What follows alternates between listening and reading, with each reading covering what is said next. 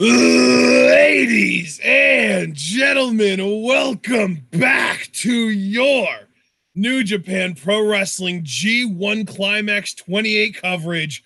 We are on day 15, and since that's an odd day, you know that also means that we've got A-block matches for you today. Starting off with YOSHI-HASHI versus Bad Luck Fale. Now that we're getting all of the garbage in this block out of the way in the first match. And then everything else looks pretty solid to maybe even good or great. We've got Hangman Page versus Suzuki. Honestly, that's probably the match I'm looking most forward to out of these five. Then we've got Makabe versus Jay White, which should be interesting. Tanahashi's taking on Elgin. Elgin, I don't think anybody other than Jay White, Tanahashi, and Okada could potentially win the block. So Elgin's just looking to play spoiler with Tanahashi the way he did with Suzuki last year. And our main event, Okada versus Evil. Potentially another spoiler kind of match with Evil trying to ruin Okada's record. John, how are you feeling about today's matches?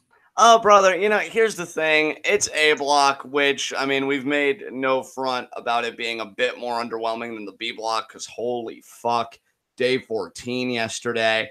But I will give A block this credit. I do appreciate the card structure because we're starting with guys that are mathematically eliminated, and then we move up to guys that still have a shot in the block. So, that I think is smart. And then you've got Evil Okada. That's a great matchup because if Evil wins, him and Okada have the same record. Evil wins the head-to-head, even though he is mathematically eliminated because, the three-way dance in the A block is White, Tanahashi, and Okada. And really, I'm still pulling for Jay White to win this, so I definitely have an investment in his match with Makabe. So really, from a narrative standpoint, this block has some strengths. From a match standpoint, the only matches I'm really looking forward to are Page Suzuki, White Makabe, and Okada and Evil, because, fuck Elgin. Even though he did have a stellar contest with Okada, I'll give him credit. Maybe his match with Tanahashi won't be so bad, but that's really where my hype lies. And enough talking, man. Let's get into this. All right, man. Well, we do have our New Japan World Player pulled up, guys. We have the English commentary version pulled up.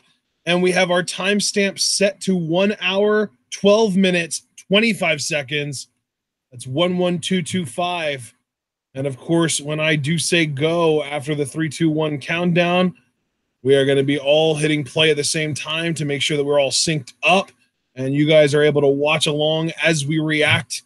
So, John, you already said you were ready. I'm going to get into this. 3, 2, 1, go. And there is YOSHI-HASHI's bitch ass. There's the bell. Yep, good call, brother. Almost missed it there today. Thank God I'm perfect. And now, Fale. Forearm. Oh, now we're looking at Kushida's bitch ass. Why are so many? Honestly, that's one of the few cuts I actually understand because who the fuck wants to pay attention to YOSHI-HASHI?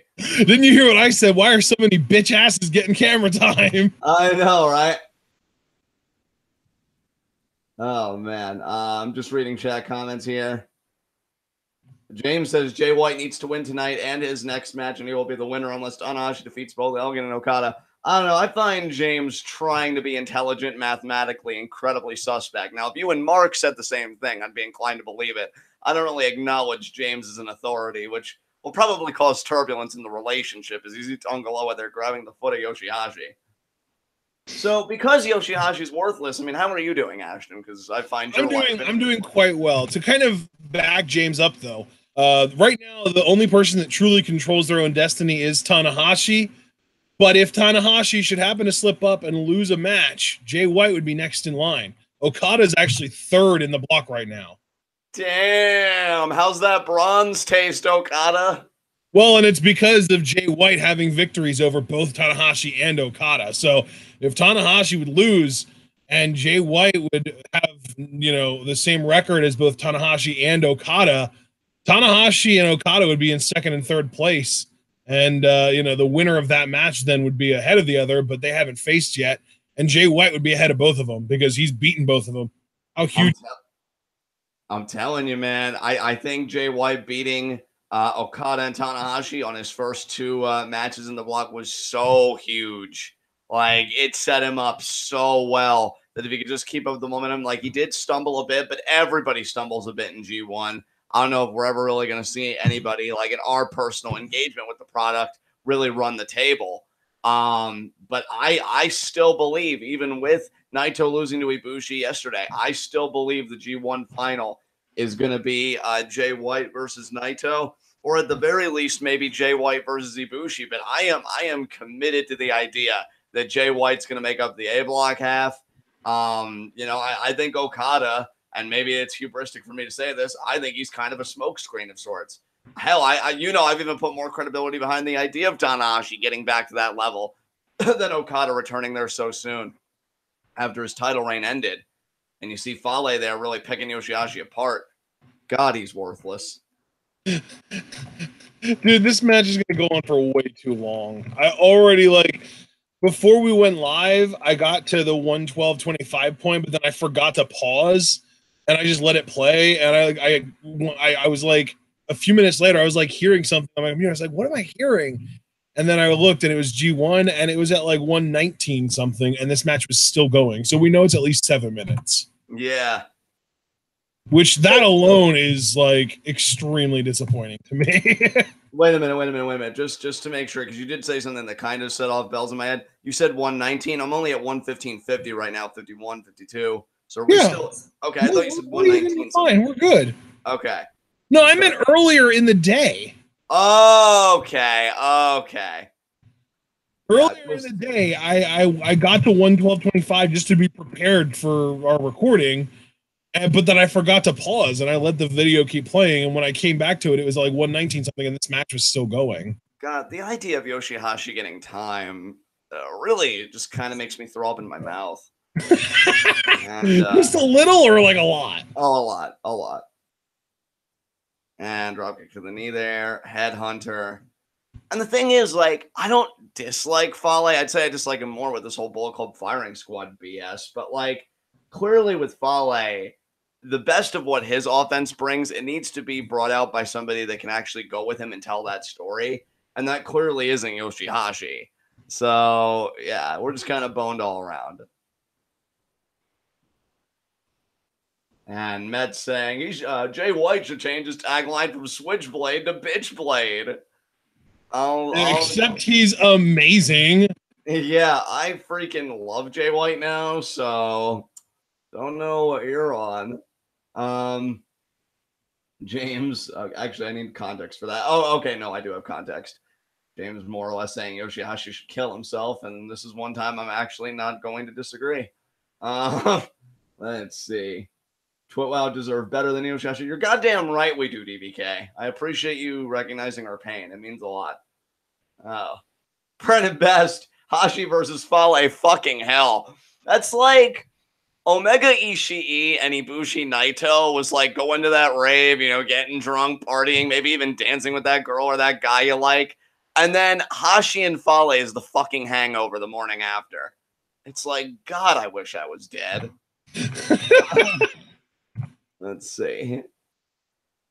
Paulie McGregory, when is Ishii getting his IWGP Heavyweight Championship match, John? Never, when he beat Okada. You know what, Paulie McGregory? I have such a complicated relationship with your face because I love it, and yet at the same time, I'm wow, the world might at least be 10% better if it learned to shut its hole. He is going to get his title shot. It's going to be a King of Pro Wrestling, and it's going to be amazing, unlike any cheese and onion sandwich you've ever made. And, yeah, Met's also coming in with King of Pro Wrestling. James, James, you know what? This match is so fucking meaningless. I don't even know what's happening. Oh, YOSHI-HASHI's still in control. There's a lariat there. Yeah, I got to show you a video clip, James. I think I found a philosopher that you'll really like. You'll just be like, oh, my God, somebody that understands me. Oh, man.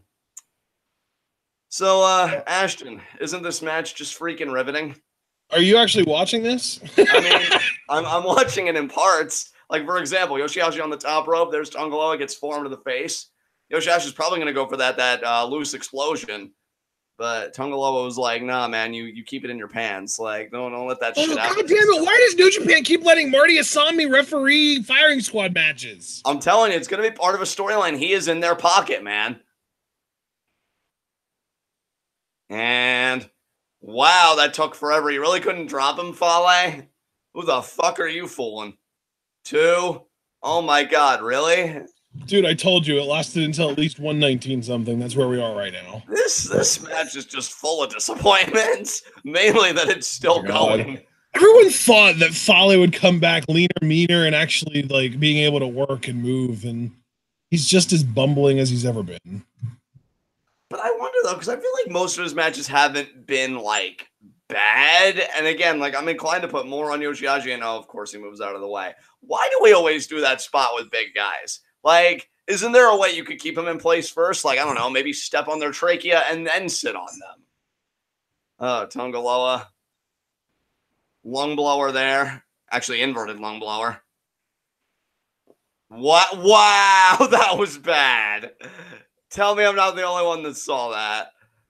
It's going to be the Meteora. Meteora. Jesus Christ.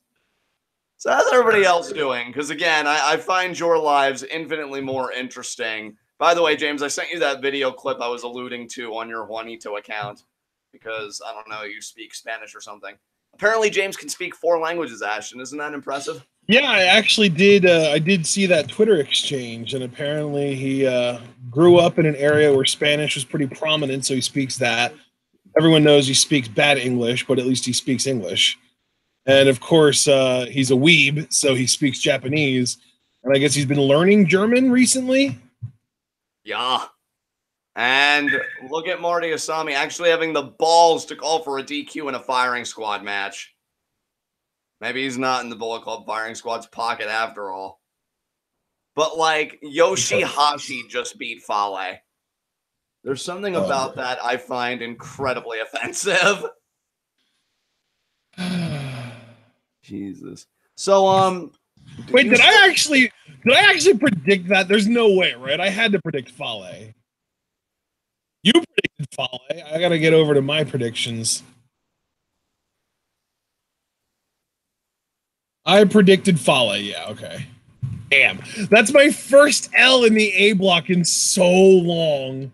See, do you see how even the horrible things in your life can be traced back to YOSHI-HASHI? Yeah, and well, and the firing squad, both really. Yeah. Fuck them. That's what they say. God. The only thing that took more of a dive than Fale's record was my will to live watching that. Jesus. Well, I mean, the good news though, despite taking my first L in the A block in a little while, I do still have more than double correct guesses than incorrect guesses. I'm 48 and 23 now. Oh, that's good.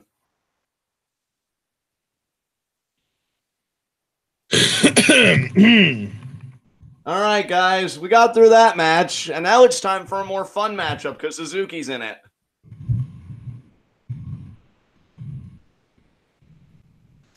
I'll be honest, folks, for the second straight year, I am disappointed that Suzuki's mathematically eliminated. I really should just give up the dream of him doing anything prominent with New Japan outside of, like, the never open-weight Intercontinental title. But he's just so good. He's kind of like the evil Ishii. He just makes me believe that he can do anything. Who's this? Suzuki. Oh, yeah. Yeah, that's... I mean, I really want them to fight. Yeah, me too, bud. Me too. That's like... How sad is it that I have a legit dream match between a 40-something-year-old and a 50-year-old? Yeah, but dude, that just shows, like, when you're good, you're fucking good. Right, though? And, let's see. Oh, God. Fuck off, Yoshi. Nobody likes you. Nobody... Oh, my God! The chair broke! Damn, Tamatonga. You abusive. But I actually agree with it. Why are y'all doing Kaze Ninare when Suzuki's music hasn't even hit yet, you goofballs? And he does it better than you guys anyway. Wait, what? How? He doesn't actually do Actually, no, wait, I misunderstood what you were saying. I'm guessing something happened in chat. I thought you meant like Tamatonga beating somebody with a chair and like Suzuki's about to come out, which we know is his shtick. No, I specifically said, why are y'all doing Kaze Ninare? Yeah, I understand that, but I had a brain fart. Listen, we just got the YOSHI-HASHI matchup. Clearly, I'm not going to be in first gear after watching that shit. Oh, okay. God damn it, James.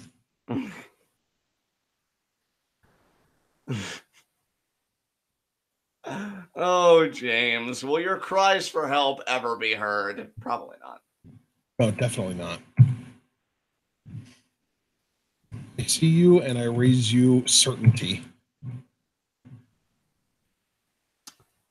So, guys, who do we got here between Suzuki and Page? My official prediction, I picked Suzuki. Yeah, my heart always goes with Suzuki, although I wouldn't be surprised if Page did win this. Your official prediction, you also went with Suzuki. I mean, shocking. Can you ever go against greatness, though? You had Suzuki winning 7 matches this G1. Which, if he wins the rest of his matches, I only would have been 1 off. That's really not bad. Dude, and yeah, like, I also had him winning 7, so I can't even hate. I had the way that my predictions had the block shaking out, I had Makabe and YOSHI-HASHI with 1 win each, Hangman with 2 wins, Elgin and Evil with 4 wins each, Fale with 5 wins, Tanahashi with 6, Suzuki and Jay White with 7 each, and then Okada with 8. I still want to see Suzuki up his act and just pull somebody from the audience and just beat the fucking shit out of them.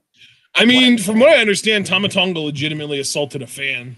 I mean, they probably deserved it. But with Suzuki, like, it's very important to me that when he does it, he makes direct eye contact with the family. Like, this is what's happening to someone you love, and they're not coming home to you the same, and you have to live with that. I just think it'd be amazing for the character, personally. And Suzuki. But look at that smile. Even knowing he's eliminated, he's still committed to destroying G1 for all of us. Can you start with YOSHI-HASHI? Dude, imagine next year. You already beat YOSHI-HASHI, dude. Yeah, I know, but like just to do it again. Yeah, I mean, you're not wrong on that. Yeah. Imagine next year, though, when Suzuki is in G1 and he's 51 at the G1 and he's putting on a clinic with Jeff Cobb.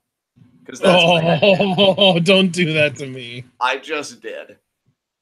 You're evil. Damn right. And I was waiting for you to be like, thanks, bud.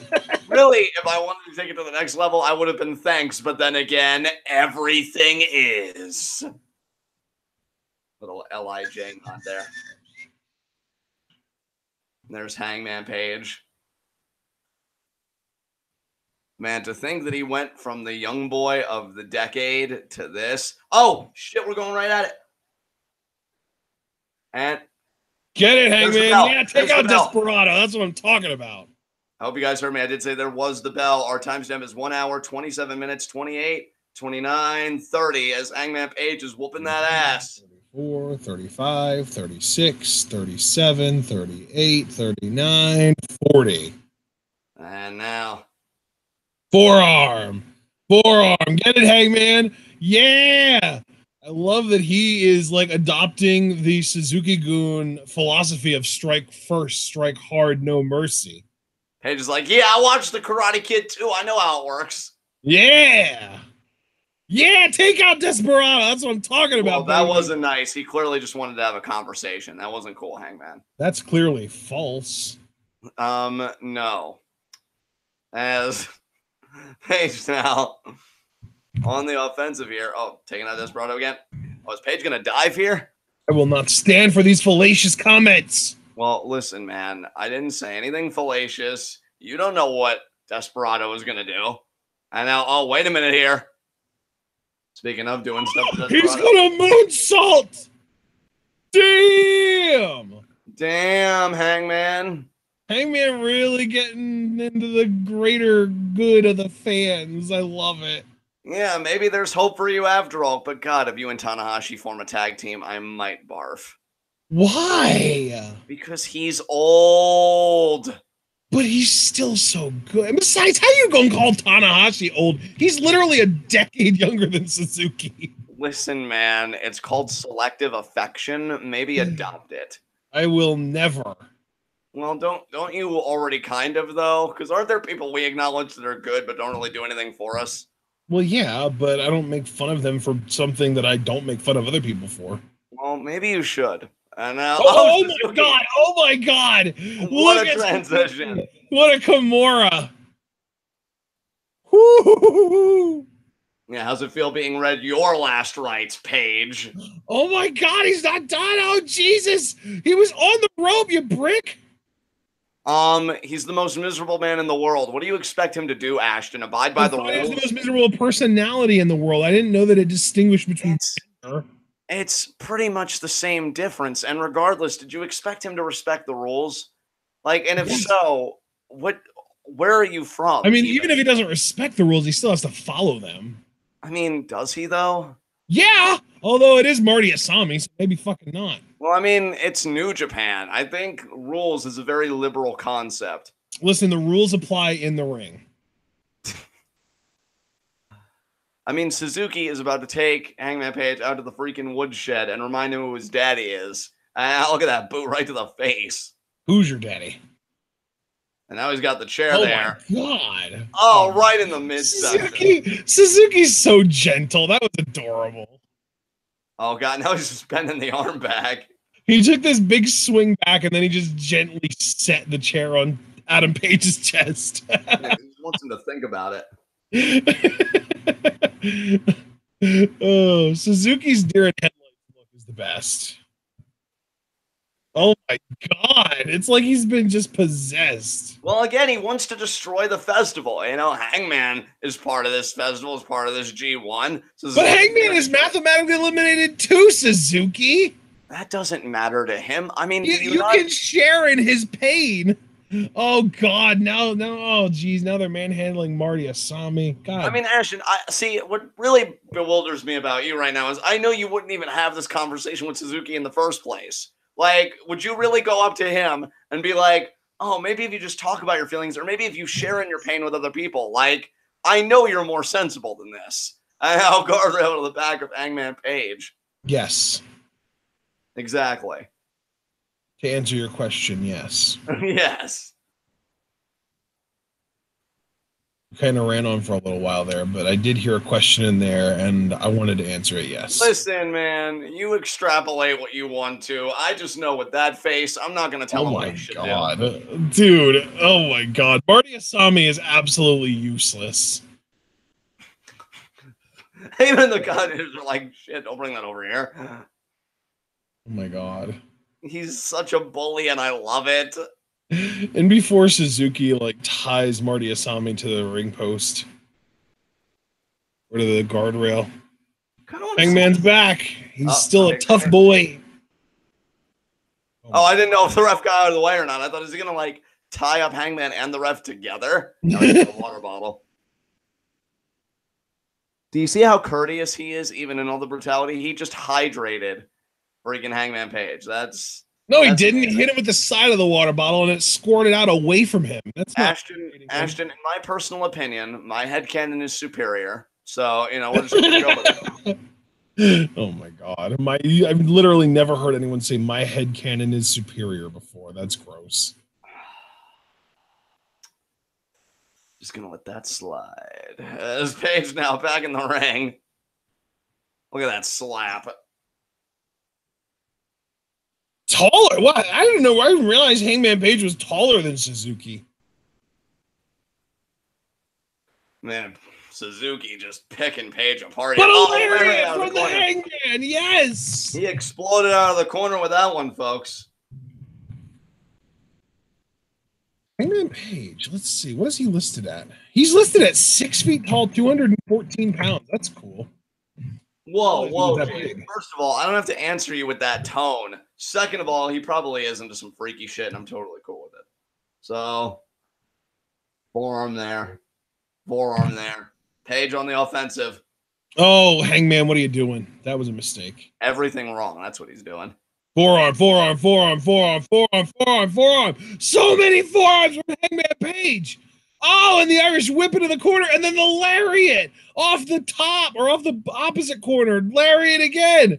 Going to the opposite corner. Oh, but Suzuki boot. No, missed. Lariat, Hangman. Oh, no, drop kick from Hangman. Jeepus. And Hangman now actually in control. Suzuki for the first time on the defensive here. It's almost as if once we're in between the ropes where rules apply, the Hangman has an advantage. And now he's going to do the deadlift bridging half Nelson pump handle suplex. Yeah. 1, 2, no. Page, though, is putting an offensive together. There's no doubt about that. Oh, God, look at Suzuki's face. Just that scowl. Oh, my God. This is the angriest I've seen Suzuki in a while. Probably since the last time he faced Naito, honestly. Now Page picking Suzuki up. Forearm. Oh, God. Oh, jeez. Oh, no. Oh, God, Hangman, you've made a dire mistake. Oh, God. Oh, God. Forearm from Suzuki. Jesus. Oh, boot. There it is. Snapmare. Oh, we're going to get another PK. Oh, there it is. Going for the pin. Oh, my God. Such a lazy pin. Oh, but he's not done. He's got wrist control. That's what he really wanted. Yeah, Fujiwara. Shades of his mentor. What's his name? YOSHI-HASHI Fujiwara. Yep. I was trying to remember what Fujiwara's first name was, and I actually arrived at the correct conclusion. I'm so happy. Apparently either this week or this past week. Dude, Jim Breaks armbar. Look at this. Yeah, look at that. And Hangman getting to the ropes anyway. But yeah, apparently either this past week or this week that's just starting is, and that's why I think it was this past week, was Karl Gotch week. And we know Karl Gotch was also a mentor to Suzuki and many other grapplers that work the scientific style and the catch style. Suzuki is so old. Including current NXT Women's Champion Shayna Baszler. Wait, what about Shayna? What about her? Well, she comes from that catch wrestling tradition of Karl Gotch and others. So, like, I know she was. But she wasn't trained. Like, I don't think she was trained by Karl Gotch, though she might have been. I've heard. Gotch has got to be dead, right? I mean, Brian Gotch, I think, is because that was the Carnival one. But Karl Gotch, I don't know. No, yeah, Karl Gotch died in 2007. Well, I don't know. Him and Shayna might have had some interactions because I heard that they, because Shayna didn't even get into wrestling until like 2014. Yeah, but even with her MMA experience, though, like, catch is kind of a synthesis of that. Like, a lot that you see in MMA from that, like, came from wrestling first and, like, vice versa. So, another strike there. Gotcha. Again, man, Catch Wrestling Twitter is an amazing account. You'd be surprised some of the historical threads that they do that just kind of blow my... Oh, my God, what a forearm. That just kind of blow my mind. Before the Performance Center, trainers were Josh Barnett and Mercedes Martinez. All right. Oh, sleeper. Oh, shit. Oh, yeah, that's hooked in tight. Oh, Gotch. Speaking of. No, I think Paige is probably going to counter this. Oh, no. Hangman. Oh, Hangman. He was in perfect position. All he had to do was stand up, and he was ready for the rite of passage. Yeah, but I don't know if he would have gotten it all. Forearm. Suzuki back up. Super kick, Hangman. Do a springboard moonsault. I want to see it. Oh, he took the elbow pad off, John. That don't mean shit. It might mean something. It might mean something. Maybe he's thinking even like a buckshot lariat or something. No. Oh, no, now. Oh, this isn't good. This is perfectly good because we're going to get a buckshot lariat. Yeah. Damn. That's what I'm talking about. Were you expecting a boot? Possibly. Well, you were wrong. You don't know me. You just admitted it. Listen, all I know is that Suzuki's been pummeling Hangman Page like spelling bees used to pummel you in your childhood. Oh, rite of passage. No. Sleeper, yes! Suzuki. He reversed. Oh, but Hangman. Oh, no. Come on, Hangman. Oh, man, he's really sinking. This is going to be it. He's going to be able to get the pile driver off out of this. Oh, yeah. Oh. But Suzuki never goes for the win with this. He might even turn it into that back-mounted choke that he does. Nope, he's going for the pile driver. I don't know if he'll get it, though. He's still taking a bit of time. Oh, Hangman! Yes! Rite of passage! Oh, yes! shit. Yes! 1, 2! Hangman wins! God damn it. Yes! Hangman! That was a fun match, though. I will proudly take this L in my predictions. Proudly. I will begrudgingly record these results. Begrudgingly. So now the best that Suzuki can do is what, 6-4? Or no. Let's see. Yeah. Oh no, 5-4. 5-4. That's right. I knew I was wrong somewhere. Yeah, because he came into today, or no, actually, he came into today at 4-3. So he's 4-4 now. He could do 4-5. Yeah, that's his worst record. He could still do 5-4 though, as his best record. Yeah, as a best case scenario. Yeah, you're right. And Suzuki's opponent on day 17 is actually going to be Bad Luck Fale. So that you may as well chalk that up to a win for Suzuki. Possibly. I don't know. It's very touch and go with Bullet Club Firing Squad. Yes, DBK! Hangman won! And now we get to the really interesting matchup, starting with Togi Makabe versus Jay White. Yeah! Jay White, the man that I hope wins the fucking A block. Let's go, Switchblade! Dude, if Switchblade... Here's the thing. If Switchblade wins today and on day 17... Okada is mathematically eliminated. That's it. Okada can't win the block. Okay. No matter what Okada does, if Jay White wins his last 2 matches, it will prevent Okada from winning the block. Which means that if Jay White wins his last 2 matches and Tanahashi wins his next match, meaning against Elgin, Okada will be fighting Tanahashi for Jay White to win the A block. Interesting. All right. God, Jay White is probably going to lose here, though. It's just like Naito losing to Ibushi. Like, Naito could still win the block, but of course they had to make the path a bit more complicated. Well, if Jay White loses here, his odds of actually winning the block go down pretty significantly. Shit. I really don't want it to come down to Tanahashi and Okada, even though I'm fully expecting it to, my more cynical side. Like, if New Japan actually shows me that they take a chance at Jay White, who I feel like has improved so much, like, I'm into what he's doing now and stuff like that. Everybody seems so quick to write him off. And, like, I wasn't totally on board at first. I won't make any claims to the contrary. But I thought that there was, like, unique stuff going on there. And now I feel like he's just matured into somebody that could be one of New Japan's top heels, which I think is something you need with Naito being more well-received across the board. I mean, I know that crowd yesterday was a bit more hostile, but LIJ has become, I guess we could still say anti-heroes, but they've gotten more babyface reactions than before. So you really do need, like, that pure heel to close the gap, and I feel like that's where Jay White could really excel. Maybe even more so than Bullet Club Firing Squad, because, you know, with Firing Squad, there are always going to be people that love Bullet Club no matter how they can get it. So I would just really like them to put their foot on the gas with him. Let's see.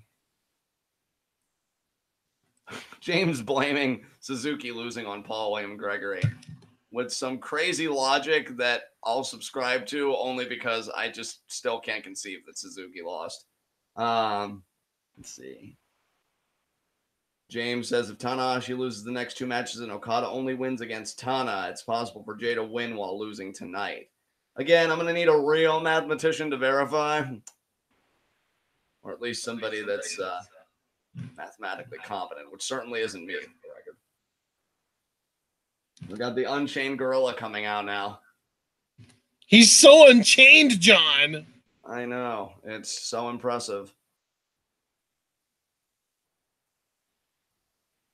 So, Makabe, how does it feel knowing you'll probably never win another G1 in your life, and yet you're still out here trying?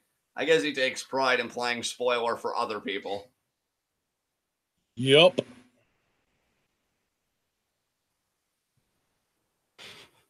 Paul M. Gregory. Jay White reminds me a little of James, perverted and brash. but all a brittle shell hiding his insecurities and small penis size. Damn, Paul. I mean, James probably won't even disagree. That's the sad thing.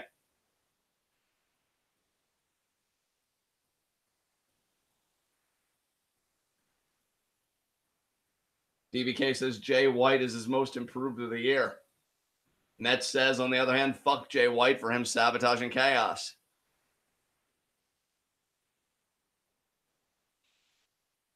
Makabe's ready to go. God, I want Switchblade to dominate this. He says he's ready. There's the bell. I heard it that time. Yeah. Forearms, baby. Look at Jay. Uppercut. The Switchblade is dominating at the gate. I mean, Makabe seems a bit annoyed. Makabe was very hot. We have Red Shoes as referee, so it might actually be called down the middle. Yeah, until Jay White, takes him out. There's the back elbow. Chop. Nice chop there by Jay White. Off the ropes. Makabe, though, with a shoulder block. Oh, and Jay's so smart. As soon as he loses momentum, he rolls out of the ring. Now, Makabe into the guardrail goes Jay White. Oh, Makabe into the guardrail. Damn, that didn't feel good. And now Jay White. Jay's going to send him into the ring post head first. Wow. Makabe stunned. Jay White has the chance to get up to 6 wins here. It'd be 6. And I want to say, what is it, 6-2 if he wins today? Yeah, 6-2 if he wins today, which would be amazing. But Makabe ain't going to make it easy for him. Makabe crawling on his hands and knees here. Jay White's got him by the hair, clubbing below to the back. Oh, I thought he might have been thinking of Blade Runner on the outside, but no, he's just going to do that alternating tactic he does. Into the guardrail and into the apron, into the guardrail, into the apron.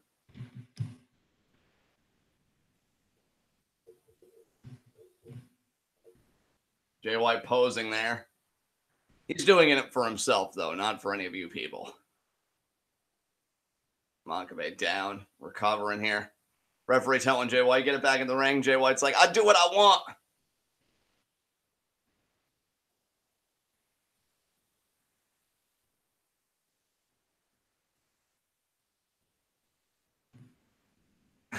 See, I knew James would concede to Paul. Oh, James, your self-esteem is so abysmal. And now, foot on the face here, Jay White to Makabe.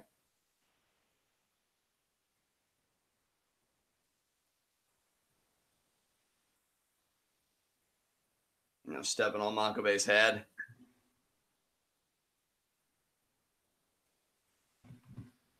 Snapmare takeover. Slaps the back of the head of Makabe. Makabe looking annoyed. That was probably not the right move.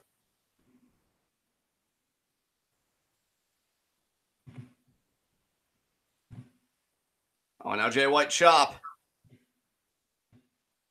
Uppercut. And power slam there.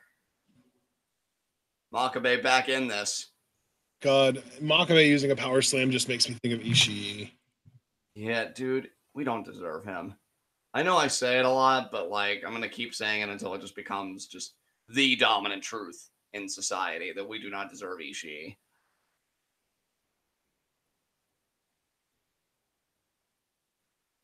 Makabe, Northern Lights. Oh, but Jay White countering it.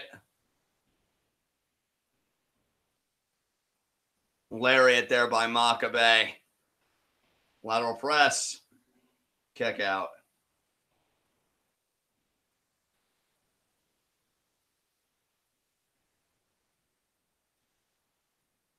Oh, Makabe flipping Jay White off Jay White. Back elbows there. Nice Northern Lights there. Kick out. Makabe again. Looking somewhat perturbed by the count. Oh, you saw him kind of wind up that arm just a little bit. Could be thinking lariat. And, oh, Jay White checks the arm. Duck. Chop. Now Jay White trying to stay in this. See him favoring the back of his head. Makabe's certainly done a number on him already.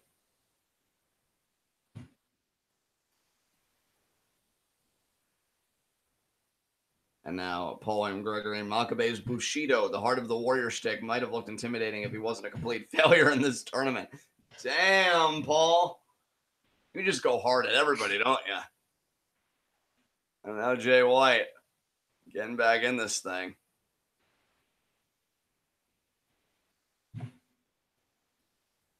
Makabe back up to one knee, now back up to both. A vertical base here for Makabe. Forearm there, he eats it.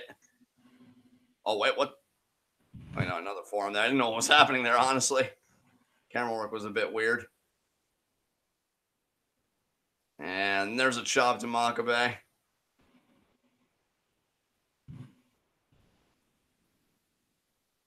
Another chop to Makabe there. Makabe shaking his head. He will not concede. Forearms there by Jay White.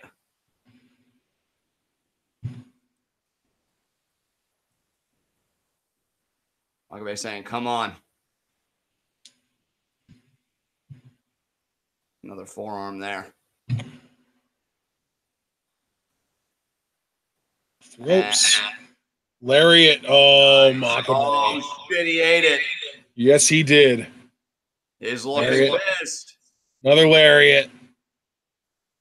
That definitely shook Makabe a little bit more. Oh, the double lariat. Makabe's hit so much harder. Wow. Makabe got so much more power behind that without even needing to move. Oh, lariat. A duck, though. Jay with the chop. Second chop. Third chop. Jay off the ropes. What's he going to do here? Oh, another double lariat. Makabe winning these exchanges handily. Absolutely. You know, that power differential certainly showing itself. Oh, Jay, nice flatliner.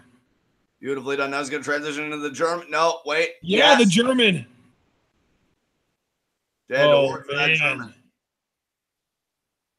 No, but the lariat from Makabe. Jay White might have been thinking he could get the Blade Runner off. Makabe showing it's not that easy. Yeah, he was doing the throat slit.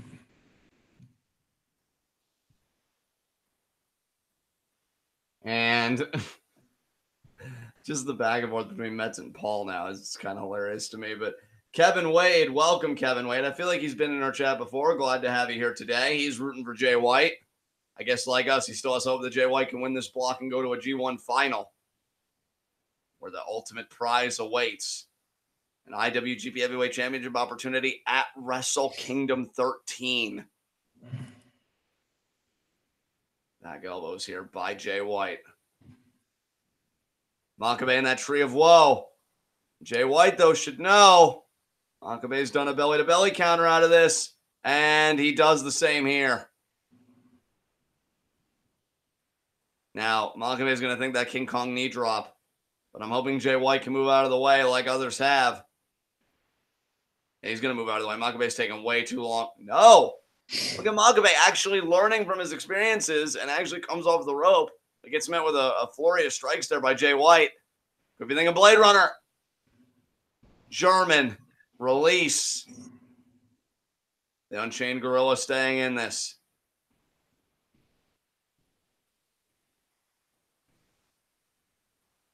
And kick out there by Jay White.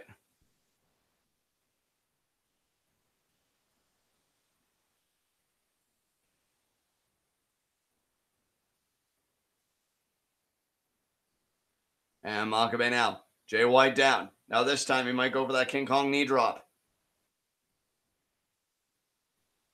Can he do it here? No. Jay White moved out of the way. I don't know. His prospect of going up to 6-2 is looking really good after avoiding that contact. Oh, what's Jay White doing? Pulled up the ring skirt. What's he looking for? Makabe missed that knee. Oh, Jay White has two chairs. Oh, we know this trick. He's going to throw one in to distract the ref so that he can dispose of it, and then he's going to use the other chair that the ref doesn't know about, or no, he's bringing both in at the same time. Clearly, the referee's going to see both of them. And duck. Lariat to the back of the head there by Makabe. Oh, and then another lariat sending that chair into Jay White's face. Yo. That is not good for White. Oh, no, it's not. I think he was trying to keep a hold of the chair, but oh, and now Red Shoe's taking the chair away. Not going to let Makabe use it.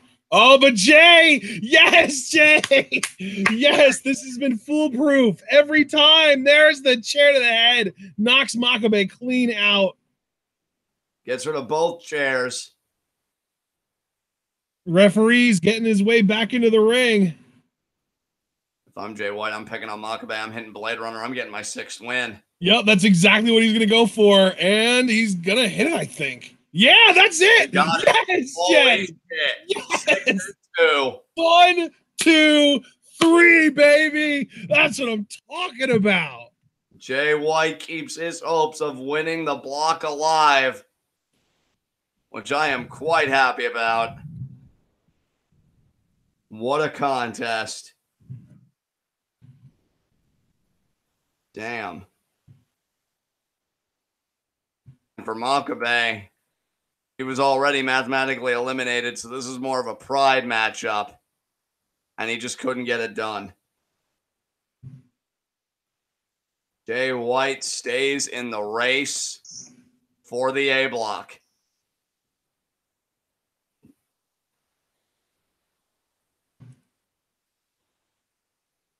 And I'm just getting some chat reactions here to that win. DBK elated that Switchblade won. James wasted his time trolling, which shouldn't surprise anybody. DBK shit-talking Makabe in French. I love it. Paul M. Gregory, good night, Makabe. Just slip away into sweet oblivion. We should clarify that Paul M. Gregory doesn't care much for Jay White either. I guess he just cares even less for Makabe. And yeah, Jay White keeps it going.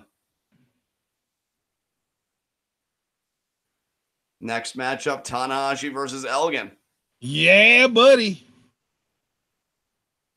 Tanahashi loses. Him and Jay White have the same record, and Jay White wins the head-to-head, which I guess in that respect would make Jay White the winner of the A block at that point, right? Because even if Okada would win and get up to 6-2 like Jay White still beat Okada. So if Tanahashi loses, he loses his lead in the block, and Jay White becomes the new leader. Oh, dude, if Tanahashi loses against Elgin here today, Jay White becomes the block leader and controls his own destiny. All he has to do then is go into day 17, defeat Evil, and he wins the block outright. Damn.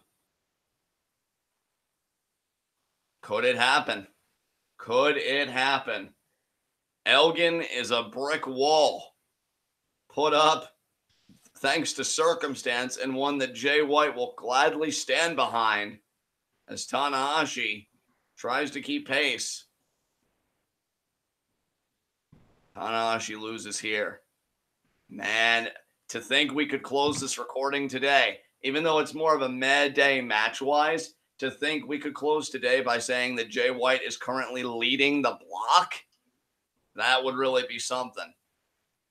And it all comes down to however much power Big Mike is packing. We know he's got that bad arm.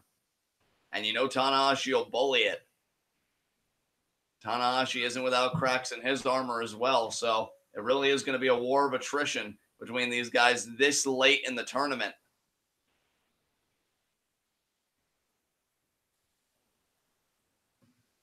I'll tell you.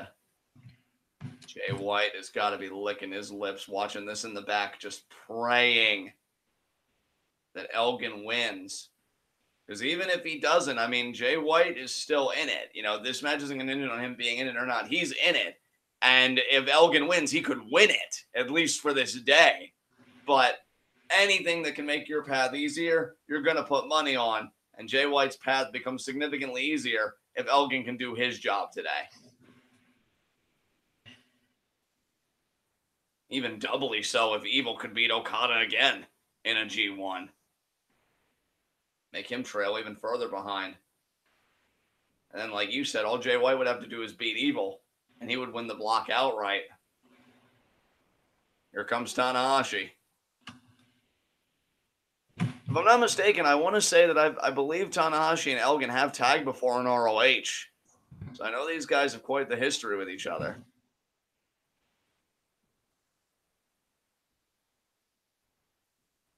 And James with his inappropriate commentary about Elgin.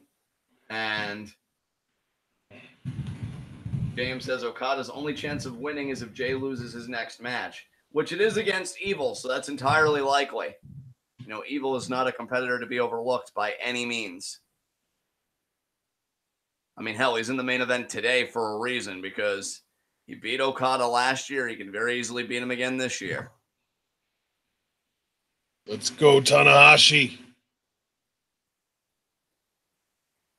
You're rooting for Tanahashi. I don't know how many people are actually rooting for Elgin, given the context of if Tanahashi loses this, Jay White becomes the leader of the block.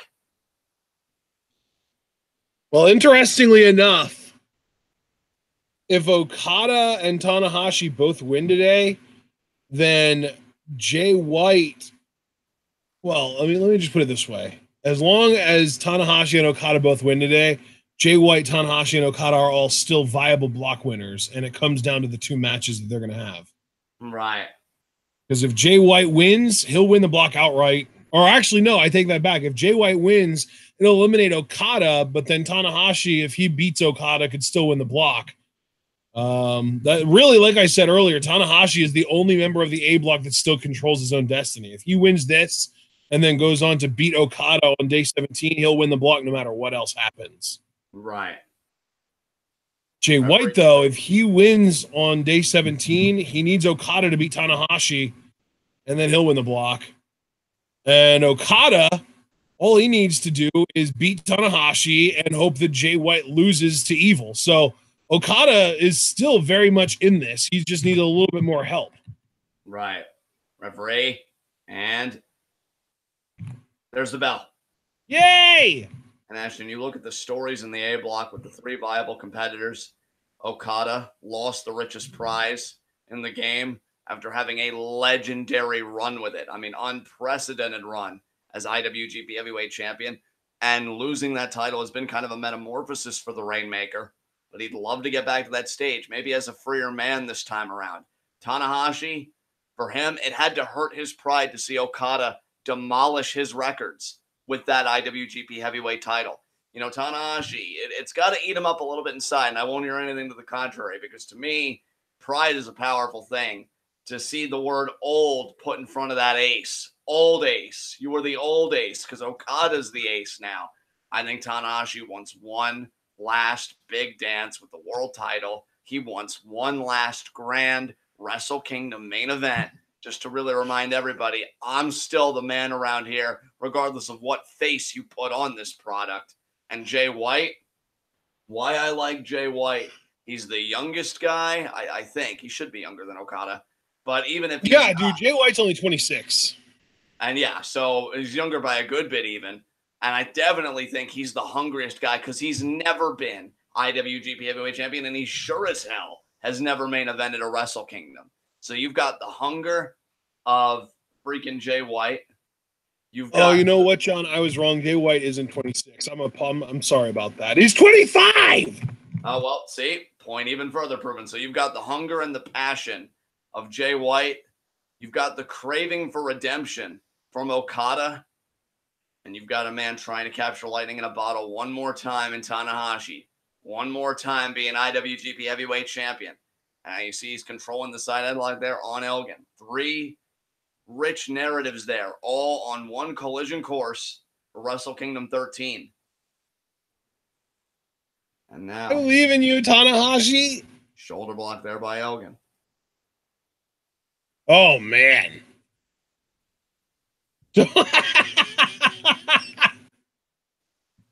Tanahashi's all wobbly-legged, man. Yeah, man.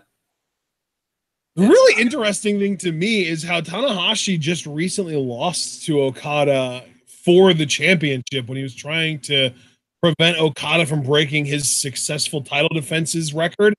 So he just recently, that was like really recent too. That was in like, I want to say that was as recent as like May or April at the very earliest. Yeah. And so Tanahashi has a big time world title loss very recently, which is why it's so impressive that he's doing so well in G1 this year. Oh no, Elgin's he's going to do an inverted Alabama slam. There it is. And he got it. He got it.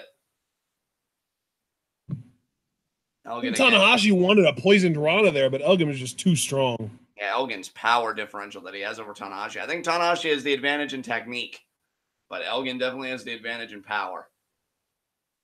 And it's going to be a backbreaker here, which is smart. Yep. Hey, look, I may not like the son of a bitch, but Elgin's wrestling an intelligent match of your lateral press. I mean, you take out the back. How painful is it going to be for Tanahashi to scale those ropes to the high fly flow? Yeah. You know, it's not going to be a fun time for him. So if I'm Elgin, I'm taking out a wheel of Tanahashi, and I'm taking out the back just like he's doing. Now, I think he's thinking about that slingshot double stomp that we've seen him do recently. Slingshot splash. Going back to the splash. See, I was calling the splash early in the tournament, and he's like, no, I do double stomps now. And then I adapt, and he's like, I'm going back to the splash. Some consistency would be nice, Mike. Well, maybe he's trying to throw his opponents off as much as he's throwing you off. Ah, touche, Ashton, touche. And now Tanahashi, their body shot. I've even said I could see Jay White versus Naito in a final. I could see Tanahashi versus Omega at Wrestle Kingdom. And Jay White versus Omega. I mean, hell, that's a story in itself. Because let's remember, the first faction that gave Jay White an invitation was Bullet Club via Kenny Omega offering Jay White a shirt. And Jay White laid Kenny out with a Blade Runner. Hell, Jay White beat Omega for the United States Championship. It only makes sense they do the dance again for an even bigger prize. So a lot at stake. Wow, that was brutal. Nice. And the flip. Now go with pin. 2. And Elgin kicks out.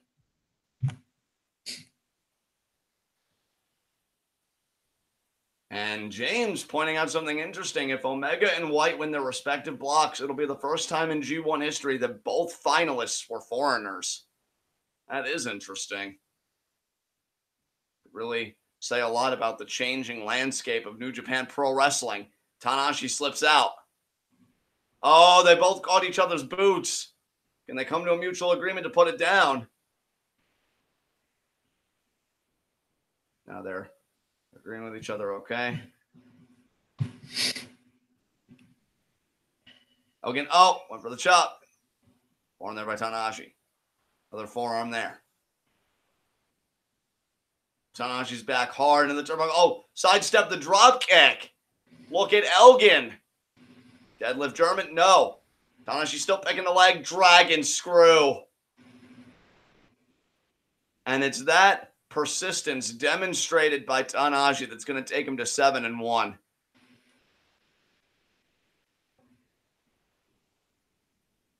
It is scary to think that Tanahashi really would be in a similar boat that Omega was in the B block if Jay White hadn't cheated in their matchup. And now Elgin, though, pushing Tanahashi off. Dragon screw there.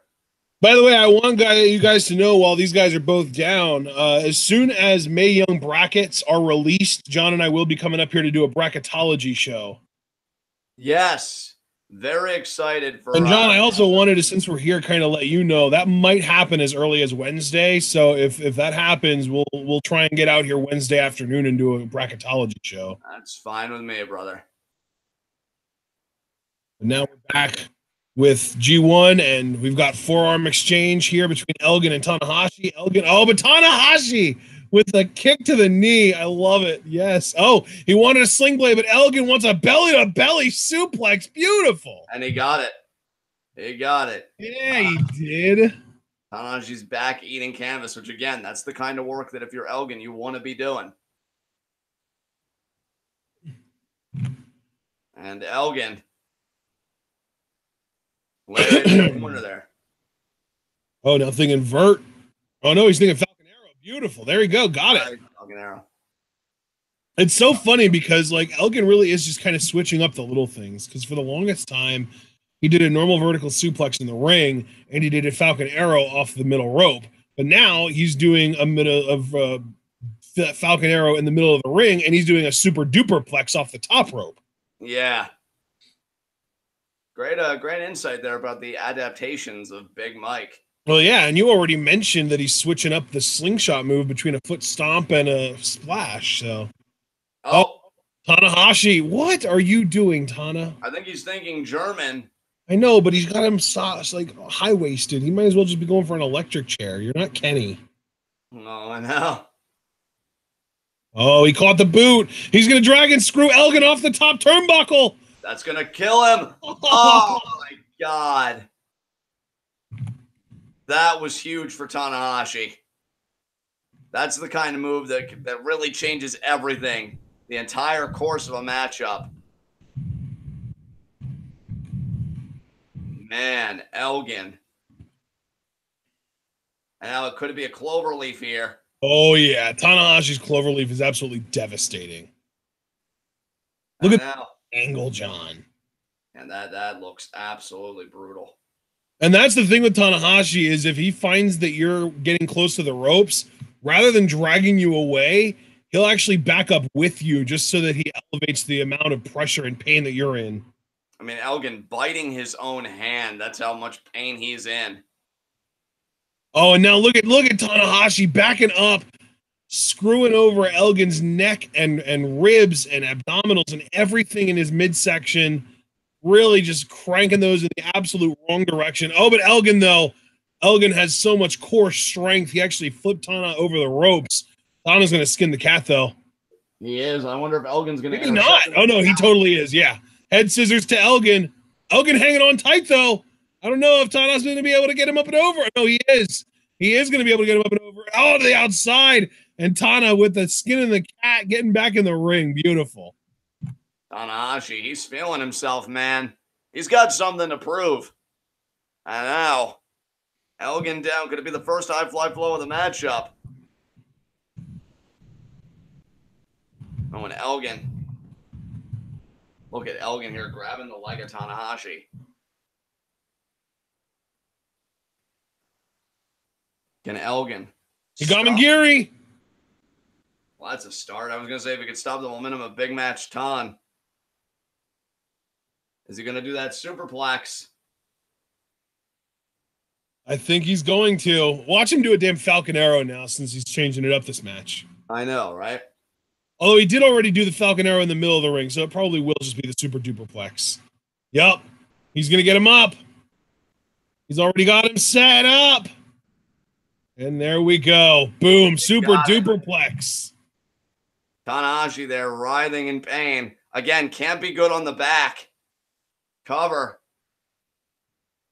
Kick out by Tanahashi, who desperately wants to get to 7-1 here. Man, actually, he gets to 7-1, like you said. Tanahashi would still be in control of his destiny, and that's so rare in this tournament. I think only the best of the best that compete in this type of tournament really get to do that, really get to say that my destiny is my own. Tanahashi doesn't want to lose that, especially not from the hands of a man that's already mathematically eliminated. Elgin there with a single underhook. Double arm underhook now. Oh, but Tanahashi, what a counter. Elgin though rolls him up, and he's going to power through for the power bomb, and he got it. Kick out.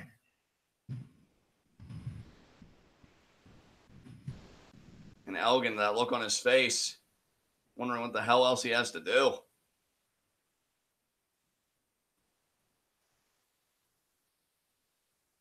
He's got it. Tanahashi by the hair.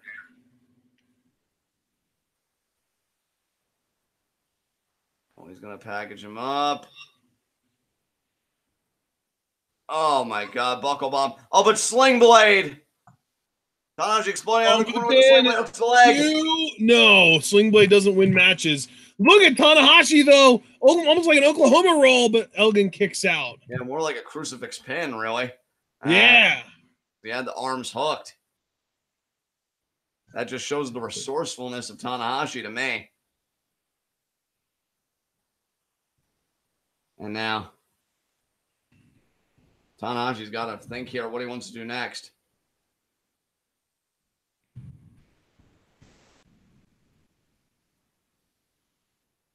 And now Tanahashi got Elgin's leg. Elgin, though, looks like he's... Yes! I thought so. He just rounded off a forearm there. When Tanahashi goes down to one knee. And, oh my God, what a maneuver there by Elgin. German there. Tanahashi, back elbows. Oh, look at that. Oh, Elgin caught the arm.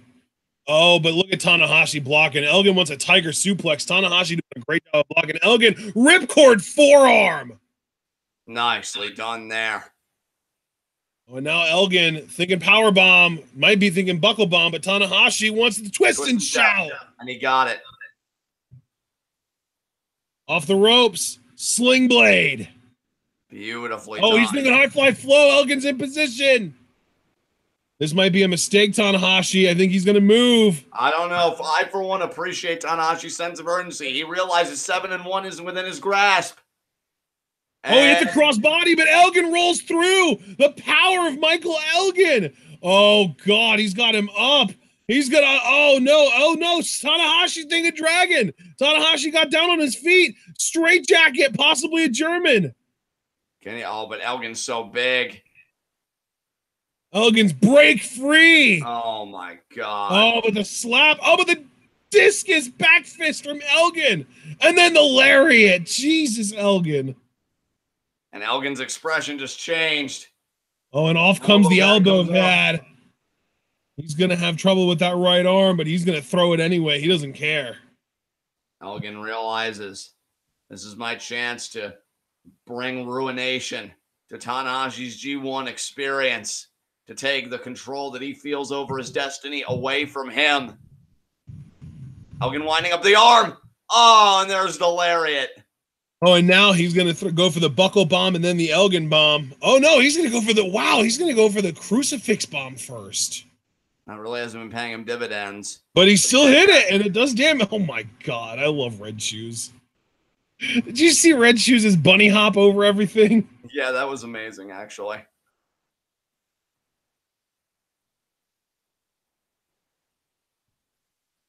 And now, what in the world is Elgin thinking? I mean, we know what he needs to be thinking. He needs to be thinking buckle bomb, Elgin bomb, but what is he actually thinking? I don't know. I think he is thinking buckle bomb, Elgin bomb here. Because let's remember the first buckle bomb. Tanahashi got the sling blade. Yep, and now he's thinking Elgin bomb. If he gets this, oh my God, no. Tanahashi. Tanahashi with a roll-up. 1, oh my God, 2, 3, that's it. Tanahashi wins. Wow, Tanahashi still leads the block. Damn. That was a confusing sequence at the end. I think Elgin tried to resist, but he got caught in the cradle. And even Elgin, you see the look on his face. He knows what happened. I'm telling you, man, if you've noticed lately between the match with YOSHI-HASHI and now with Elgin, he doesn't win with his big gun, the high fly flow. He keeps catching people in these pinning combinations. That is dangerous. If I'm Jay White, well, not Jay White, because Jay White already beat him, but if I'm Okada, I am really concerned about that, because my Rainmaker, how do I know that Tanahashi isn't going to do that into like a multi-layered pin attempt? You know, that's a scary ability that Tanahashi has brought on this late in the tournament. So I'll record another 2 points for Tanahashi. Hot damn, he's still not only in this, he's still winning it. He's still controlling his destiny, with Okada being the last thing really in his way. And this just convinces me that Okada's beating Evil, as if I wasn't convinced enough. Yeah. Damn. I mean, your thoughts, Ashton? Oh, man. I mean, I don't really have much to add to what you just said, man. This is a really dire situation for Okada. It is worth pointing out, if Okada loses to Evil tonight, he's mathematically eliminated. Yeah, that's rough.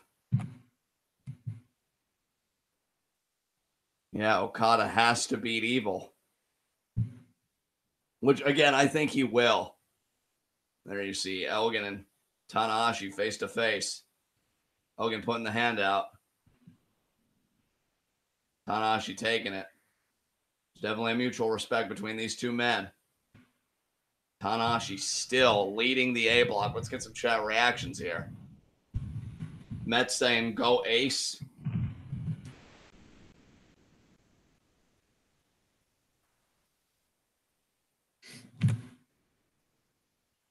Paulium Gregory dropping the rhymes. Go Ace, up the pace, and turn this waste of space's face into paste. Damn, Paul. That's some next level shit. Man, that's the power of the cheese and onion sandwich, apparently. I was grossly underestimating a lot of things, apparently. One match left for today. Man, if you're Jay White, I mean, again, you're not out of this. You still got to beat Evil.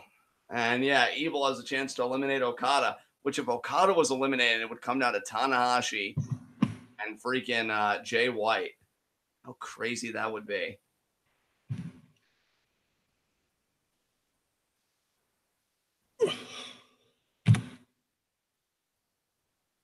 And Jay White. Oh, God. Tanahashi throwing his sweat rag to the fans. Ew.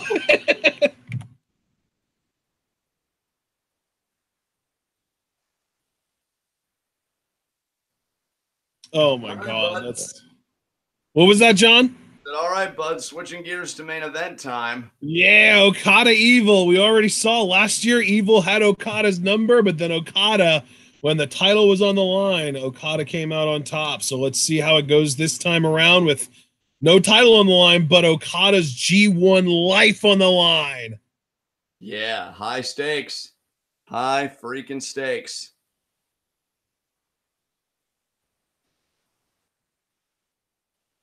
Again, I'm convinced Okada's going to win, though, but it should be a fun matchup. Evil definitely has grown on me the last two G1s.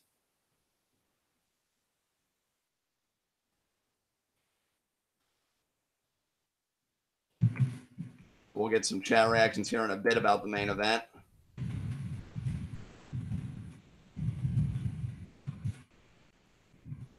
As we got Evil's music just hit.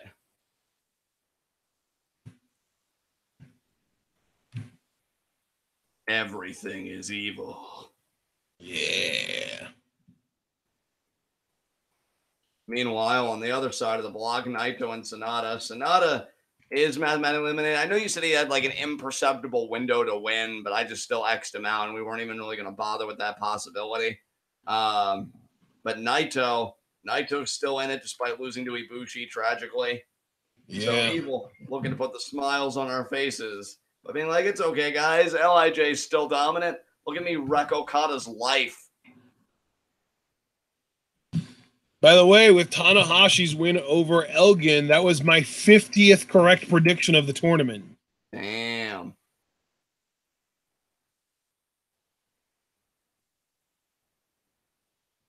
Paulium Gregory saying that Evil's slowly going up. Not quite top 5, but he's good. I would certainly agree with that assessment, Paul, no doubt. You sound far away. I apologize. I was dealing with something. But yeah, I mean, Evil's definitely grown on me too. And plus, I've always loved his aesthetic.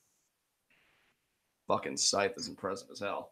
His aesthetic. Yeah, way to make it weird.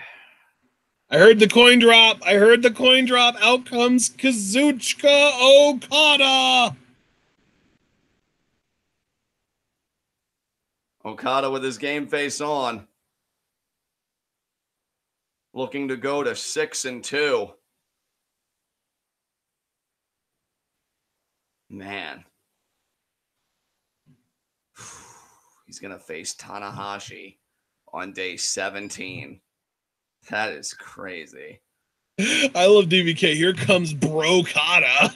I feel like he's just adding balloons every time. Your balloons suck. Why would you be so mean about Okada's balloons? I mean, why would I be so correct? It's because I can, thanks. Wow. And now he's just chucking those balloons Didn't left. know we were going full scumbag today. Oh, well, I don't know who you thought you were doing commentary with, but I'm glad I could provide the reminder, I guess. And now the red and yellow balloons. Now, is Okada, what the hell are you doing? So he has not been right since losing that world title.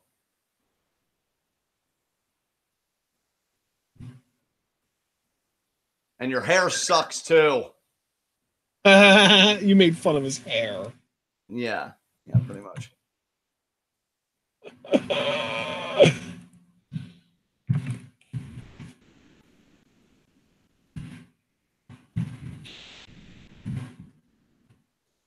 Even commentaries acknowledging, like, has Okada lost his mind? No. He's finally allowed to be himself. Well, maybe himself sucks. Maybe you should go back to lying to all of us and yourself. Wow. Very visceral today, I can tell. I'm just being honest, man. Maybe I started letting my guard down because you've been so pleasant for the last few days. I don't know. Yeah, pleasant to you and everyone else, but I don't like Okada's face right now. So, well, whatever. Wow. Way to be indifferent to my feelings. That's healthy. As we got female fans in the audience seemingly liking the new Okada. Now I don't have to change him because he's exactly what I wanted him to be. He never would have gotten with you in the first place. And we're going to do a lockup here.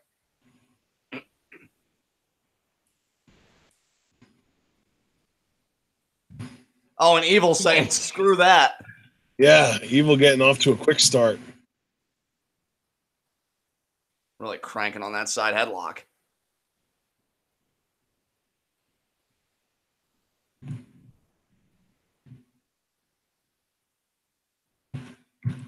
And I'll tell you, Evil, with his build, gotta figure is got a bit of a power differential, but I mean Okada's athleticism, one of the best athletes in the entire G1. I'd say really it's him and Sonata duking it out on top of the mountain personally. And Evil vaults over. Okada there with a nice vertical leap. Oh, what a lariat. And Okada kicks out already though. Bit of a delayed kick out. And another lariat there by Evil. Evil not wasting time. Oh, going for Evil early. Wow. Evil's urgency, man. You can see it. Oh, is it going to be that neck breaker early? It is. Jesus Christ. Is there a fire in the arena? These guys just want to finish up business so everybody can get out? That's crazy. Like, we're only in the opening minutes of this bout, and these guys have already gotten some of their big shots in. Do you think it bothers Okada at all, Ashton, that Evil beat him last year in the G1 environment? Oh, absolutely. He has got to be fuming over that. Yeah, for sure. And now Paulium Gregory dropping some knowledge on us about how Okada pronounces his name. Ow. Okada. No, Evil right back. Sends Okada into the guardrail. And conversely, on the other side of that question, you look at Evil, who knows he's beaten Okada in G1. That's got to give him a supreme sense of confidence, which is probably why he went for Evil as early as he did. I think, when you're more confident, you're more willing to take chances. Your urgency, you let it kind of dictate the flow of your matchup a little bit more. And Evil can wrap the chair around Okada's throat. And, oh, the chair right into the ring post.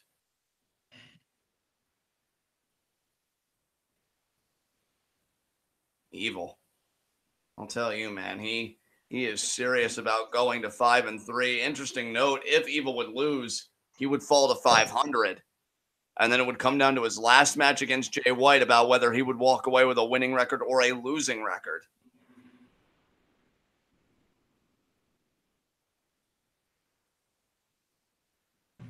Evil back in the ring as the referee does the count. Okada checking his face.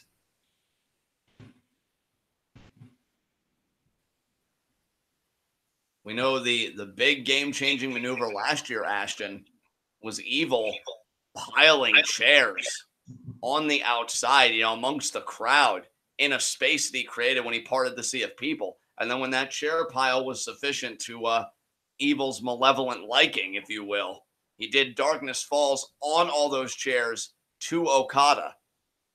And I'll tell you, Okada's back, the back of his head, his neck, nothing that Okada was working with was the same after that maneuver. You got to wonder if Evil's thinking anything similar this year or if he's going to take a more straight up approach. Which, I mean, that's already come into question with the whole chair into the ring post, but you get my point. Yeah. And now he's wringing the wrist out.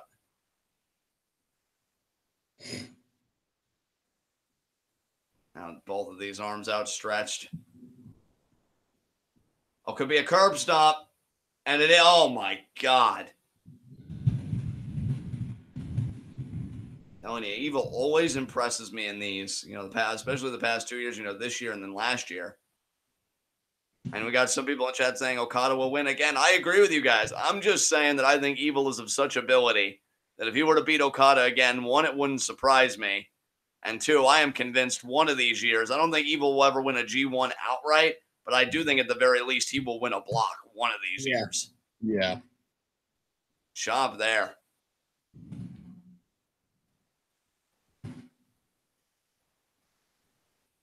And another chop. I know Elgin was throwing some hellacious chops earlier on in the tournament, but now Evil's kind of adopted him. Evil again, another chop. And I know we've been talking about post G1. Oh, cover here. Post G1, how Evil might have IC title aspirations. And Ashton, I should tell you, because I know you've been a bit more skeptical of those claims, that even New Japan's YouTube channel, where I sent you those G1 post-match interview clips, even back when Jericho won the IC title, they had the title on the video, will Evil be the next challenger? So even they were kind of pushing the narrative a little bit. Oh, wow. So, yeah. If Evil is pursuing the IC, I think he'd be a fine Intercontinental Champion. Anybody's better than Dad Bod Jericho to me. Although I will say Jericho was still an excellent promo at this stage of his career. The stuff he cut on Naito was hilarious. But Evil, really looking to take that next step in his career. I will say that it's weird for Jericho to be cutting promos where he's allowed to curse and just taking it way over the top. Yeah. Oh, Evil stacks Okada up. Okada kicks out. I think it'd be a great step in Evil's career to become the Intercontinental Champion. Oh, man. And I absolutely think he could do it. He's absolutely capable of doing it. He just has to get the opportunity. It's like Tommaso Ciampa said about Aleister Black. All I need is one opportunity. Yep. And that's, I believe. Elbow there from Okada. Oh, but Evil with the there. Right to the midsection, too. Oh, no. Okada with one of his own in the DDT. Okada's going to kip up. And while the rest of this G1 could best be classified for Evil as a learning experience and bouts of pride, Okada, on the other hand, is still in the race. And if Come on, Okada, kip up. Everyone knows you will. Yeah, there it is. There it is. Now baiting Evil here. He wants the uppercut. Oh, he wanted a forearm. Okay. Back elbow. Okay. This is different. Okada changing things up too. Off the ropes. Ducks the lariat. Off the ropes again. Back elbow. Nice back elbow there. I like Okada's fruit punch hair. As I said, I don't care for it. But again, it's going to be not necessarily even a hot debate. I'm sure it'll be well received overall by a lot of people. Body shots there by Evil. Oh, Evil off the ropes. Okada, though, with the flapjack. Nice flapjack there. Beautiful. Kick out there by Evil. I feel like Okada has a weird look for almost every G1 because last year, didn't he dye his hair like dark again? Yeah, wasn't it like a silver or a grayish kind of color last year? I know there was one year that it was like a silverish, whitish almost, gray almost. And then I know another year he just undyed it completely and it was just dark like normal Okada colored hair. Yeah, wasn't it like a brownish almost? Yeah, exactly. And now. So maybe this is just a G1 look. Maybe he'll go back to the platinum blonde that we all know and love for like KOPW and then Wrestle Kingdom. Oh, yes, Evil. He heard the clap. He knew the clap. He prepared for the drop kick and then the senton. I'll tell you, Evil. Boy. It was a good break for Evil to also avoid the shotgun drop kick. Yeah. I'll tell you, Okada's shotgun drop kick is devastating. He avoided 2 drop kicks too, because he avoided the one when he was up on the turnbuckle, and then he avoided the shotgun variation as well. So Evil avoiding all the drop kicks today. And now Evil grabbing Okada by the hair. I thought maybe he was thinking a knee or something. But Okada there with the body shots. And now the eye rake. Going to impair the vision of the ace. And now, oh my God. Damn. Sent the throat right into the guardrail. Yeah, that was brutal, man. I don't know. I wouldn't say that's as big a maneuver as Darkness Falls on a pile of chairs, but that certainly keeps control in your corner. Damn. Hell, honestly, maybe Evil's even less intimidated by Okada this year. When you see Okada come out without the IWGP Heavyweight Championship, which he did last year, maybe Evil feels like it won't be as much of an expenditure that's needed to beat Okada. And that could be a mistake by Evil, or he could be correct in his assumption. I mean, that's why we're having this match. But Evil here, picking up Okada.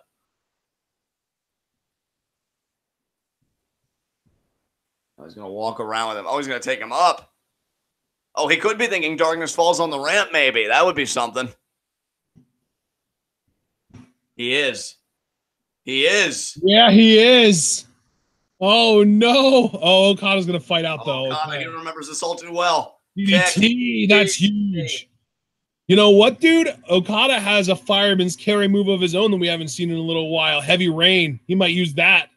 Oh, that's a great point, partner. If he would get Heavy Rain, especially... Dude, did you see the way Okada just stood up? That was awesome. He's going to do the running uppercut. He's going to do the running uppercut. Or a running shotgun drop kick. That's even better. Oh, my God. And Evil stumbling down back to the ring area. Yeah, that's what makes so much sense about the shotgun variation of the drop kick, because you get so much knockback with that. And that had to take its toll on Evil's everything, really. Now Evil looking up at the lights, catching his breath. Man. Okada gathering himself.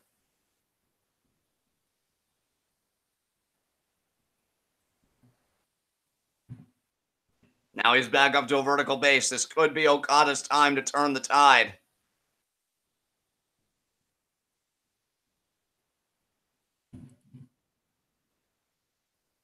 Okada picking Evil up. Evil back in the ring here.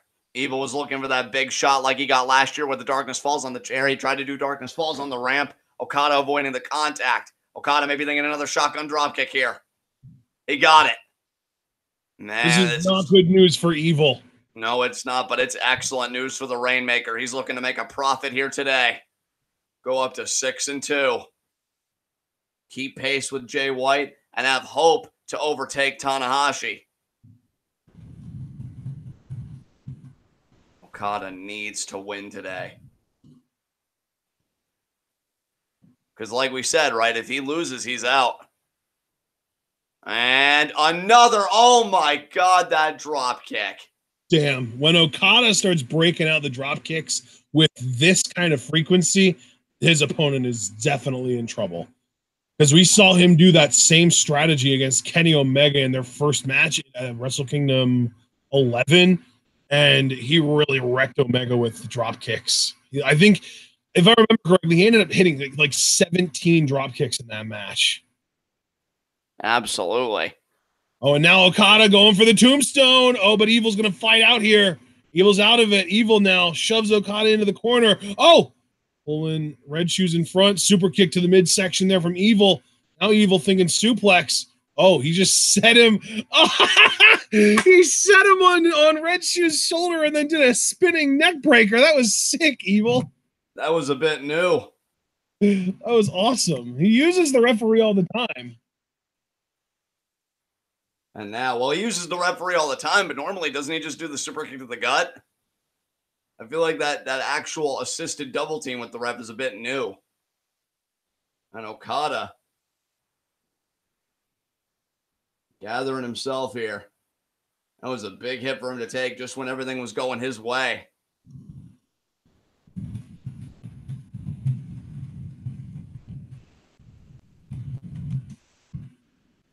Evil now. Almost back up to his feet. He's up to one knee. Okada pulling himself up in the corner. Yeah, he's working on it, man. He's working on it.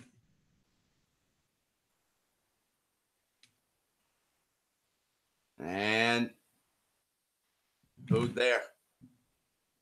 Oh, but Okada got the feet up. Oh, but Evil charges in with a lariat.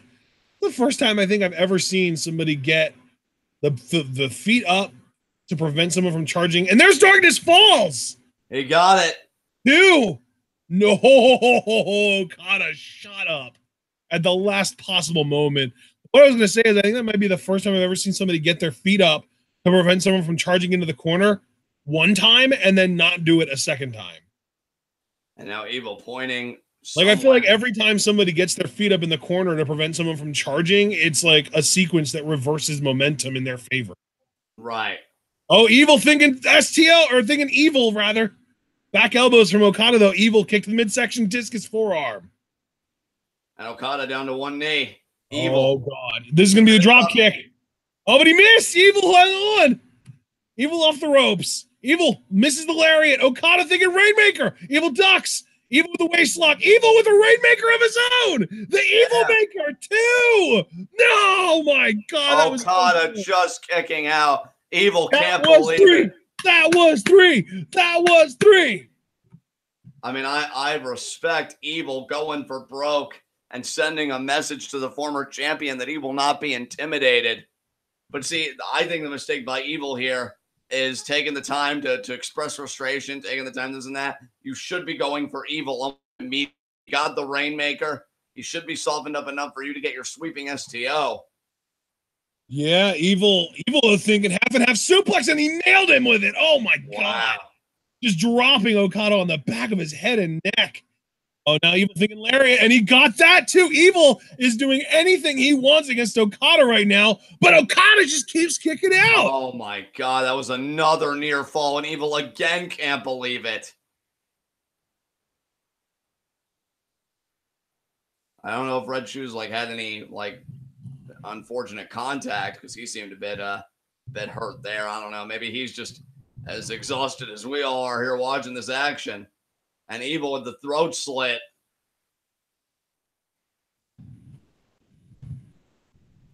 Is it gonna be?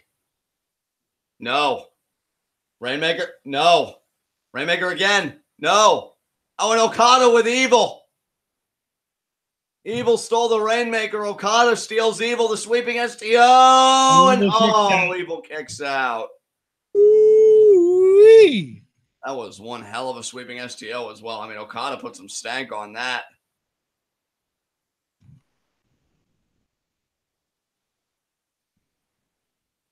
And now, I mean, referee had perfect positioning there. Both of these guys have used each other's best shot. Which is to say, Evil's used the Rainmaker, Okada's used Evil. But now can Okada use his Rainmaker, and can Evil use Evil? God, I've said Evil so much, I'm spread my tongue isn't twisted. There's a drop kick. Okada got the tombstone locked in, and there it is. Devastating. That was the smoothest tombstone I've probably ever heard. Yeah, he hit that with nothing but confidence. Here we go. No! Oh! Evil with the reverse lariat. I love it. Look at Evil, man. He is really doing well for himself in this match. I'm telling you, now he's gonna try for Evil. He might get it. No, Okada reverses discus lariat. I love that Okada started implementing that discus lariat. Now he's gonna get the actual Rainmaker here. Is he gonna get it though? Yes, he is, and that is it. That is all kinds of it. This match is so over. 6 into Okada. 2, 3, and Okada keeping his G1 life intact. If he would have lost here, it would have all been over. but the Rainmaker shows that he's not in the red just yet. And this makes day 17 absolutely vital because we do have one absolutely huge match to start in Jay White versus Evil, where if Jay White wins, he mathematically eliminates Okada, and Tanahashi is the only one then that stands a chance to win the block over him. I really hope Jay White beats Evil. I mean, that's the thing though, John. If Evil does win that match, it comes down to the one-on-one Tanahashi versus Okada winner take all. Damn. Dude, that's crazy.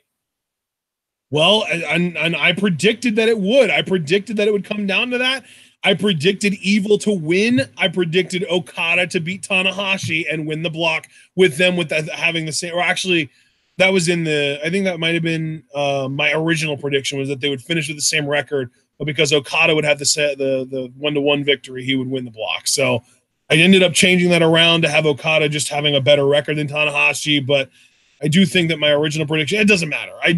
My prediction the whole time has been Okada to win the block, and he's still able to do that, despite losing his first two matches to the likes of Jay White and Bad Luck Fale.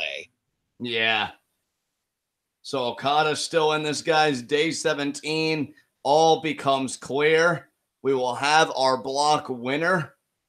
And until then, guys, we will see you again. When will we see them again? Wednesday, right?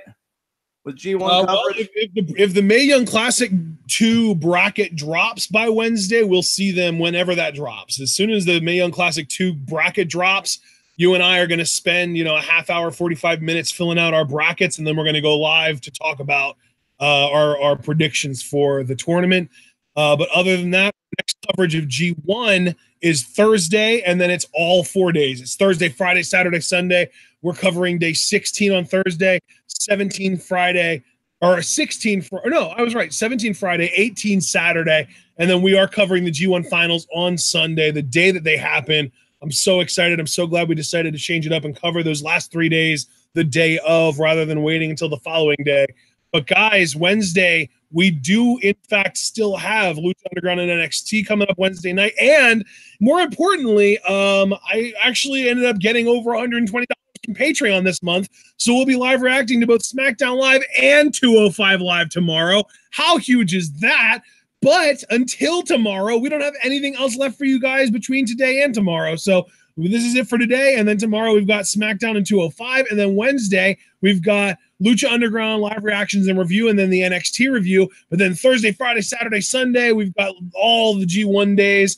And if the Mae Young Classic bracket drops between now and then at any point, we will make our best attempt to be able to go live to talk about that the day it drops. We are just waiting for that bracket to drop, and when it does, we will come on here live to talk about it with you guys, to predict the tournament, see if we can figure out who we are going to predict to be in the finals and who to win, all that fun stuff. But until then, that's all we know for sure, is that we've got SmackDown and 205 tomorrow, and then Lucha and NXT Wednesday, and then G1 Thursday through Sunday. So, John, I just kind of ran down our schedule. Anything else you wanted to say before we close out of here? No, just thank you to everybody for joining us today, and we'll see you guys again tomorrow. Absolutely. We will see you guys tomorrow for SmackDown Live and 205 Live. Of course, remember to like this video and subscribe if you're new. Also, if you do subscribe and you are new, remember to click the bell icon so you can get notified every time we go live or upload a video. And, of course, follow both of us on Twitter, like the Facebook page, buy our merch on Teespring, and, of course, also donate to the Patreon, because even though we managed to hit that $120 Patreon goal this month to be able to react to SmackDown and 205 Live, it's definitely not a guarantee. We were damn close to not being able to hit it this month. And if we don't hit the 120, we will not react to 205. It'll just be the SmackDown Live. So I know you guys really enjoy the live reactions to 205. And if you enjoy them, make sure to keep the goal up there. And finally, if you would like to support us, but you would prefer a free option because you can't afford the Patreon or any of our merch on Teespring, all you got to do is share this video and share this channel with all of your wrestling fan friends and let them in on the best kept secret in the YouTube wrestling community. We are the workhorses of the YWC, And we have absolutely loved proving that all summer, and we'll continue to do so for the remainder of the summer. And then September rolls around, and we say to ourselves, oh, yay, we get a break. But then we've got like half a dozen requests backed up that we're going to end up doing in September. So, guys, the workhorse factor is not going to run out anytime soon. But we do appreciate you all for being here, and we will appreciate it if you are here again either tomorrow night or Wednesday night or Thursday or all of the above. But no matter what you decide to show up for, the most important thing is that you remember to stay tuned.